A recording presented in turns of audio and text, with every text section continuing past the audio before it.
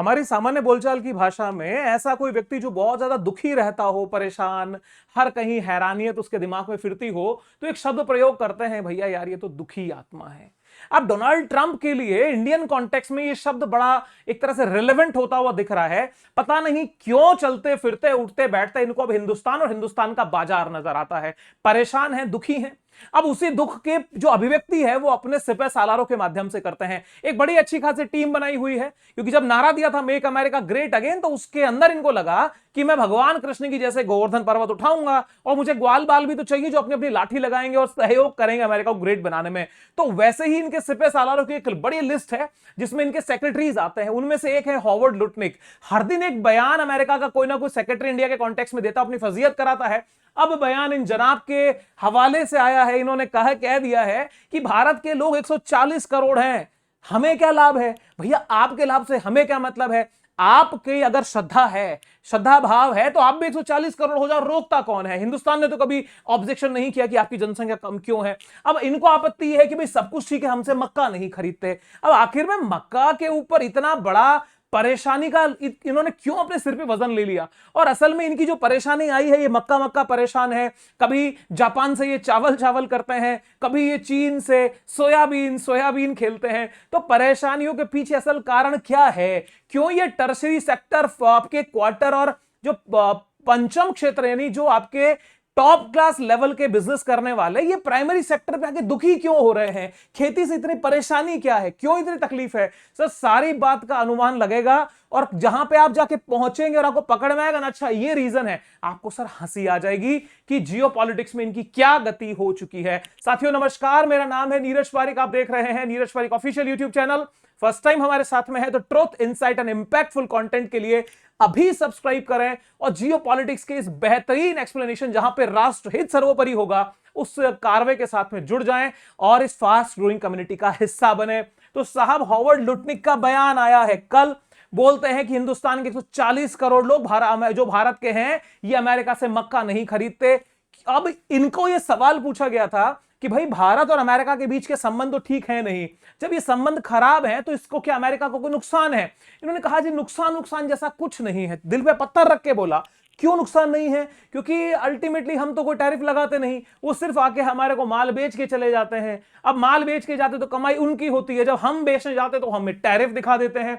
भाई कारण ये है कि आपका जो सब्सिडाइज मार्केट है वो मजबूर करता है किसी भी देश को अपने जो लोकल इकोनॉमी है उसको सेव करने में, उसको बचा करके चलने में। अब बात को समझिए। एनडीटीवी वर्ल्ड ने इसी खबर को कवर यूं किया है कि भाई पहले अमेरिका कभी भारत को थ्रेट करता है, रशियन ऑयल के परचेस के मैटर पे परेशान करेगा। अब जो है ये अमेरिकन कॉर्न यानी मक्का को लेके परेशान है। तो कौन से कॉर्न है, ये पॉपकॉर्न है अमेरिका के, मालूम चलेगा सर। देखते सारी चर्चा क्या है। यहां पर जो चर्चा की जो बोलते ना कि सर जड़ है समस्या की, वो ट्रेड डील है। भारत अमेरिका की ट्रेड डील जिसको लेके अमेरिका बहुत ज्यादा डेस्परेट है भी कैसे भी करके हिंदुस्तान का मार्केट मिले। इतना बड़ा मिडिल क्लास को यहां पे कंज्यूमर सर बैठा है कि कोई भी देश ललचा जाएगा कि इस हिंदुस्तान के इस मार्केट पे हम कब्जा करें, क्योंकि यहां की जो परचेजिंग कैपेसिटी है वो हिंदुस्तान की बहुत अच्छी है और हर दिन बढ़ती हुई जो पर कैपिटा इनकम है वो इनको लालच दे रही है। आंकड़ा भी मैं आप लोगों को बताऊंगा कि अमेरिका इसलिए परेशान है।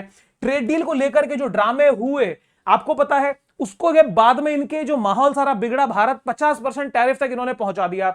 आपकी जानकारी के लिए बता दूं 25% टैरिफ जो आयात शुल्क है वो इसलिए लगाया है मूलतः वो कि भारत जो है वो अमेरिका से ट्रेड डील नहीं करता, वो ब्रिक्स के साथ में व्यापार करता, लाइक दैट ऐसे कुछ इश्यूज।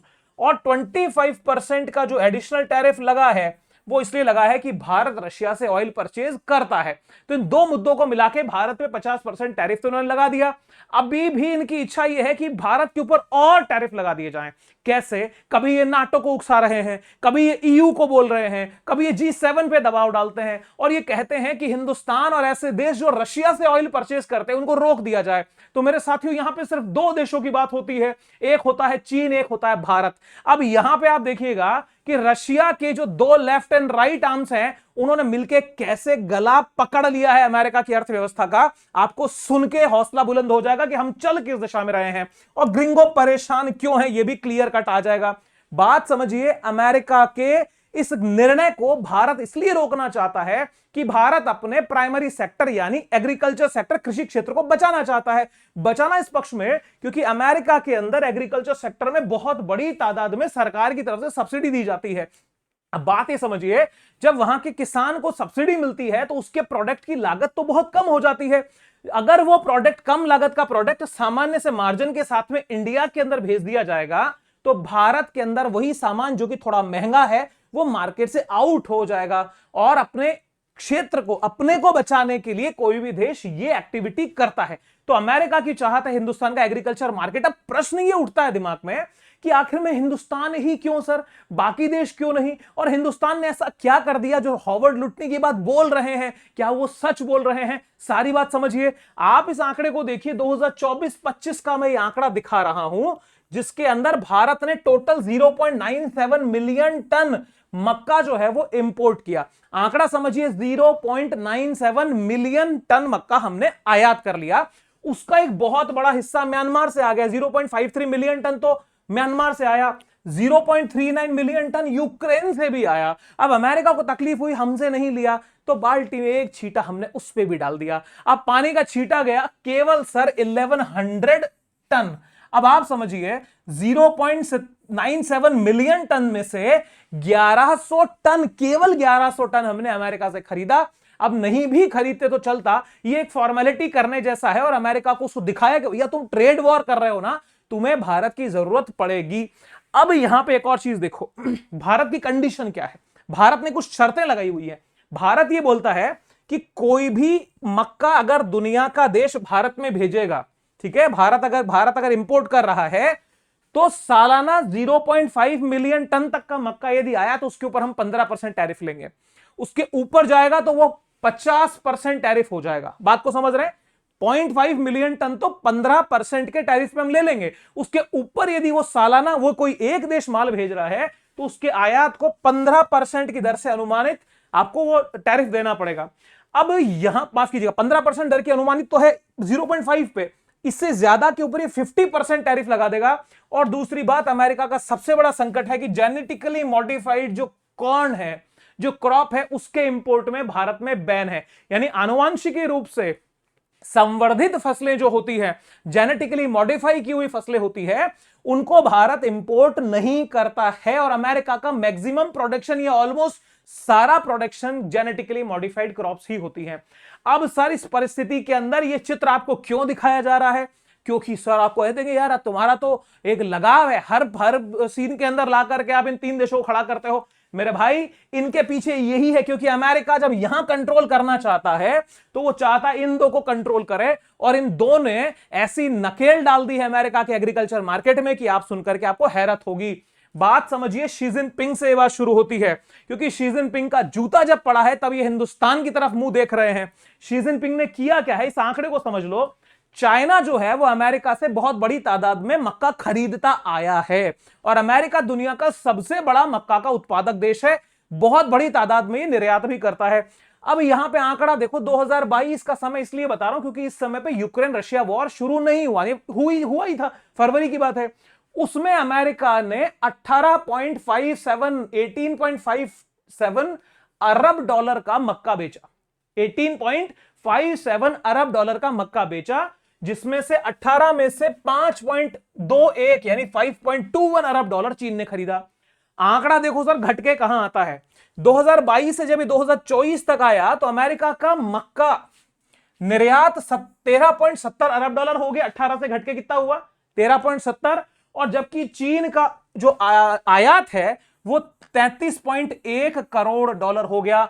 सर 5.21 अरब से 33.1 करोड़, आंकड़ा लगाइए कितनी बड़ी तादाद में चीन ने ऑर्डर कैंसिल किए। और जिस बड़ी मात्रा में वो मक्का आयात करता था अमेरिका से आयात करना बंद कर दिया। मतलब 5.21 अरब से ये 33.1 करोड़ पे आते हैं। बहुत बड़ा नंबर था। अमेरिका की अर्थव्यवस्था हिल गई सर इससे। और सबसे बड़ी मार पड़ रही है अभी के समय पे जब ये चालू वित्त वर्ष चल रहा है। यानी आप जनवरी से अगर जुलाई तक, जो कैलेंडर वर्ष है, माफ कीजिएगा वित्त वर्ष नहीं कैलेंडर वर्ष है, जनवरी से जुलाई, जैसे जैसे चीन के साथ व्यापार युद्ध बढ़ता गया, चीन ने अमेरिका से अपने मक्के के आयात में और कटौती करके मात्र $24 लाख का माल कर दिया सर। $24 लाख पे लाके गिरा दिया। आप सोचो अमेरिका के लिए कम बड़ी खुन्नस है क्या? और हताशा यहीं छिपी हुई है क्योंकि चीन जैसा बड़ा मार्केट, एक बड़ी जनसंख्या वाला मार्केट उसके हाथ से निकल गया, तो अब उनको देखना पड़ रहा है हिंदुस्तान की तरफ, और हिंदुस्तान की तरफ देखना उनकी मजबूरी है। अब जब ये टैरिफ वॉर के कार्ड लेके खड़े हुए थे, इन्होंने बड़े नारे लगाए थे, हम देश को बहुत सातवें आसमान पे पहुंचा देंगे, ट्वीट किए थे, रातों रात डॉलर जो है वो मिलियंस ऑफ डॉलर अमेरिका में आ रहा है, देश की अर्थव्यवस्था सातवें आसमान पे चली जाएगी।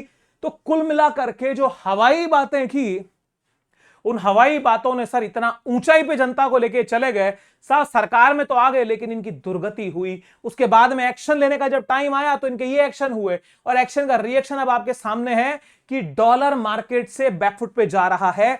अब ये बोलेंगे कैसे जा रहा है, क्योंकि जब डॉलर पे अमेरिका से डील ही हर देश कम करना शुरू करेगा तो हमें डॉलर की जरूरत पड़नी धीरे धीरे कम हो जाएगी। एक दिन में डॉलर की निर्भरता खत्म होना मुश्किल है, मतलब नामुमकिन है, लेकिन असंभव नहीं है। ब्रिक्स ये काम कर रहा है। अब साहब चाइना की तरफ से चीजें हुई तो यहां पे कंट्रोल करना था आर फॉर रशिया को। अब बात समझिए, ब्राजील जो है वो इसको चुनौती खुलेआम दे रहा है और सोयाबीन के मैटर पे परेशान किए हुए है। इंडिया अब कंट्रोल करने की कोशिश, ना ट्रेड डील हो रही है, ना रशिया से ऑयल इंपोर्ट रुक रहा है, ना तो ये मक्का खरीद रहे हैं, पॉपकॉर्न नहीं खरीद रहे। सी फॉर चाइना मात्रा किस हद तक कम कर चुका है। साउथ अफ्रीका जो है वो अभी अपने ढर्रे पे जारी है, कोई बहुत ज्यादा वो भी आकर्षित नहीं है अमेरिका को लेकर के।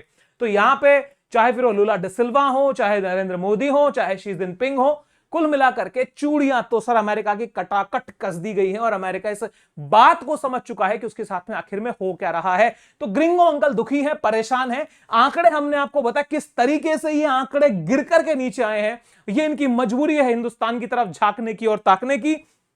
हर वो कदम जो दूसरे की बर्बादी के लिए लिया जाता है वो खुद के ही लोगों को कहीं ना कहीं चोट पहुंचा देता है। रही बात रशिया को कंट्रोल करने की और कमजोर करने की, वो तो सर हर दिन आपके सामने हम वीडियो लेकर के आते ही हैं कि कैसे रशिया हर दिन मजबूत होता हुआ आगे बढ़ रहा है। चाहे फिर वो ऑयल ड्रुजबा पाइपलाइन के थ्रू उनको एक्सपोज करने वाली बात हो, चाहे यूक्रेन को बर्बाद, यूक्रेन के 1/3 एरिया कैप्चर है, इसके साथ में रोमानिया हो, फिर वो चाहे पोलैंड हो, अपने जो ड्रोन भेज करके उसने अमेरिका को उसकी औकात दिखाई है। लेकिन हर फ्रंट पे जब ये इकोनॉमिकली काटना चाहता है उन देशों को जो अब रशिया के साथ खड़े हैं, तो वो देश भी डाल डाल और पात पात का खेल खेल रहे हैं। आपको पता होगा यहां पे 28 जून 2025 को इंडियन एक्सप्रेस की खबर है कि अमेरिका के राष्ट्रपति ने कहा था कि हम बहुत जल्दी इंडियन मार्केट को ओपन कर देंगे, हमारी एंट्री होने वाली है। मैं एक लेटर भेजूंगा, 0% टैरिफ इंडिया लेगा, हम उस पर टैरिफ लगाएंगे, लेकिन इंडिया जो है वो अमेरिका से 0% टैरिफ के ऊपर काम करेगा और डील हो जाएगी। मैं लेटर भेज दूंगा, काम हो जाएगा, चिंता वाली बात नहीं है। ओवर कॉन्फिडेंस में सर ऐसे मरे ये कि इनके सर हवा भी नहीं लगी, क्योंकि हिंदुस्तान की नब्ज को ये पहचान नहीं पाए। अब खबर ये आई कि साहब जो है वो यूएस की टीम इंडिया आ नहीं रही है। क्यों नहीं आ रही है? ट्रेड डील करना चाह रहे थे आप तो लेटर भेज के डरा रहे थे। इसलिए नहीं आ रही है क्योंकि हिंदुस्तान की सरकार एग्रीकल्चर सेक्टर पे एंट्री नहीं दे रही है, और इसी मुद्दे को लेकर के सर दोनों देशों में ट्रेड डील में दरार चल गई। आधार तो सर आप देखेंगे आपसी दूरियों का, वो ऑपरेशन सिंदूर के बाद के सीज फायर का इवेंट है, लेकिन इस ट्रेड डील के दबाव को भारत ने नहीं सहा, और बड़ी मजबूती से हमारे जो कृषि मंत्री शिवराज सिंह चौहान साहब ने भी एक बात कही थी कि हिंदुस्तान किसी भी कीमत पे किसानों के हित को कॉम्प्रोमाइज नहीं करेगा। अमेरिका चाहता है यहां के एग्रीकल्चर सेक्टर को कैप्चर कर लिया जाए, लेकिन अमेरिका के इस इवेंट के पीछे, इस एक्टिविटी के पीछे बहुत बड़ा खतरा छिपा हुआ है, क्योंकि अमेरिका की वो रिसर्च यहां काम कर रही है, अमेरिका का वो फोरकास्ट, अमेरिका के कृषि विभाग की वो भविष्यवाणी यहां काम करती। गौर करके देखिएगा और सुनिएगा सर, जो भारत के ऊपर गिद्ध दृष्टि लगाए बैठा है कि इस हिंदुस्तान को कैसे हम एंट्री मारें। आंकड़े यहां पे दिखा रहा हूं, बहुत ऑथेंटिक आंकड़े हैं।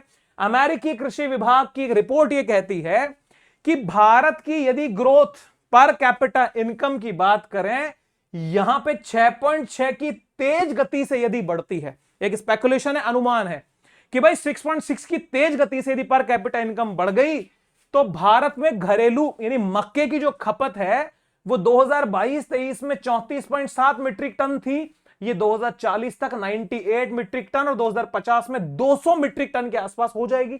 तेज गति से अगर बढ़ती है तो, तेज गति से नहीं बढ़ी तो साहब क्या होगा, 4.6 तो मिनिमम है, मतलब मीडियम रेंज इतने में तो चलेगा।